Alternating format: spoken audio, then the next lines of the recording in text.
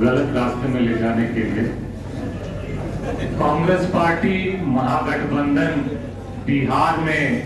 बिहार के लोगों के मुद्दों को लेकर एकजुट होकर आगे बढ़ रही है। मुझे ताज्जुब होता है कि सवाल ये क्यों नहीं आता कि वोट चोर रोजगार चोर भी हैं। सवाल ये क्यों नहीं आता कि वोट चोर आमदनी और बचत चोर भी हैं। सवाल ये क्यों नहीं आता कि वोट चोर ने क्राइम बढ़ा दिया। सवाल ये क्यों नहीं आता कि वोट चोरों ने किसानों को दाम दुगना नहीं किया। सवाल ये क्यों नहीं आता कि वोट चोरों ने पेपर लीक करवाया। सवाल ये क्यों नहीं आता कि वोट चोरों ने पेपर लीक करवा के छात्रों पे युवाओं पे लाठीचार्ज करवाया। मुद्दे बिहार के हैं, बिहार की जनता के हैं और उसी को लेके हम आगे बढ़ रहे हैं।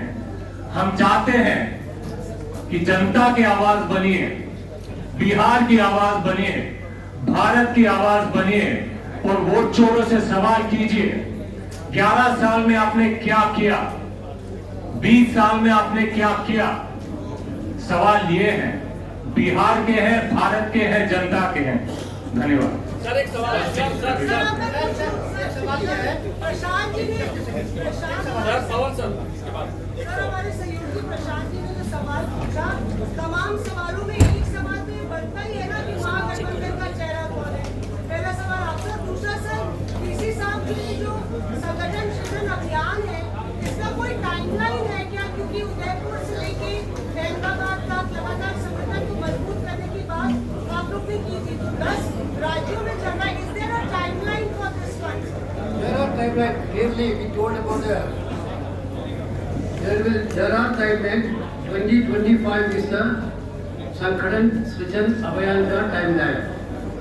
Maybe sometimes it will extend 1 or 2 months. That's all. It will be across the country. Across the country. It will be across the country. Sir एक सवाल है जयराम सर एक सवाल है जयराम सर एफआईआर का मामला चल रहा है,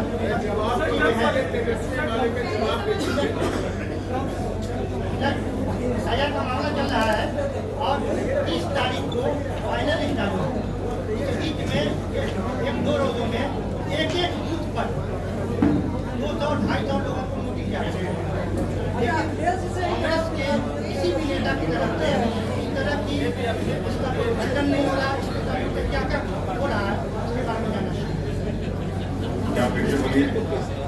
तैयार अभी हो रहा है। 30 तारीख को फाइनल स्टार्ट होगा। अभी 2-4 दिनों में इलेक्शन कमीशन की तरफ से एक बूथ पे 200-250 लोगों को नोटिस जा रहा है। इस तारीख से कांग्रेस जो भी डिस्क्रिपेंसी थी कांग्रेस पार्टी की तरफ से, महागठबंधन की सभी पार्टियों की तरफ से, हम लोगों ने इलेक्शन कमीशन को दिया और आपने ये भी देखा कि इलेक्शन कमीशन के अनुसार जो मृत लोग थे उसमें से कुछ लोगों ने राहुल गांधी जी के साथ जाके चाय पी। तो डिस्क्रिपेंसी तो है, इस बात को स्वीकार करना पड़ेगा, सभी ने देखा पूरे देश में। और इस तरह की कई विसंगतियां हैं तो उसको इलेक्शन कमीशन को दूर करना चाहिए। इलेक्शन कमीशन का काम ही है फ्री एंड फेयर पोल कराना। जो भारतीय जनता पार्टी का एक्सटेंडेड दफ्तर बन के काम करेगा तो कभी भी फ्री एंड फेयर पोल नहीं हो पाएगा। उसी का हम लोग मुखालफत कर रहे हैं कि फ्री एंड फेयर पोल हो, तभी जनतंत्र बचेगा, तभी संविधान बचेगा। धन्यवाद। सर एक सवाल मेरा जयराम सर से मेरा सवाल है जयराम सर से मेरा सवाल है कि सीडब्ल्यूसी की मीटिंग के लिए बिहार को 85 साल इंतजार क्यों करना पड़ा? आपके भी मुख्यमंत्री रहे बिहार में, लालू राज भी रहा, लेकिन नीतीश राज में आपको सीडब्ल्यूसी की बैठक करनी पड़ रही है। मजबूरी क्या थी? एक्सटेंडेड वर्किंग कमेटी की बैठक सिर्फ चुनाव के संदर्भ में नहीं किया जाता। अभी हमारे प्रभारी ने आपको बताया है, बेलगावी में हमारी बैठक हुई, उसके बाद अहमदाबाद में बैठक हुई, अभी पटना में बैठक हुई है। तो अलग अलग जगहों में हम बैठक करते हैं।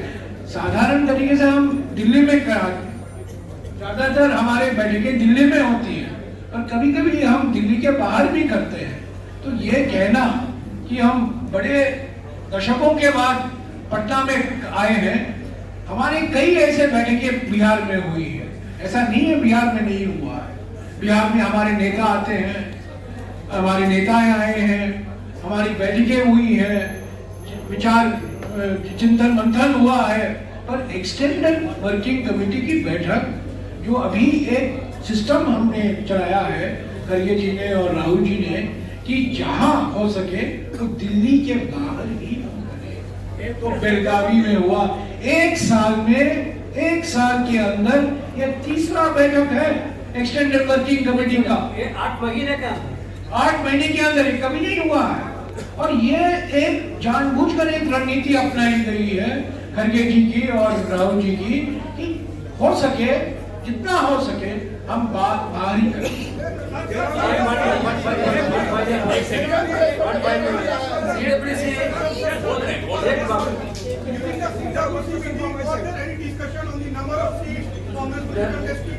That are all internal decisions. Bihar unit is discussing with Bihar Congress is discussing with the other alliance. CWC will discuss about the seat sharing alliances. One major thing also I would like to mention in your notice.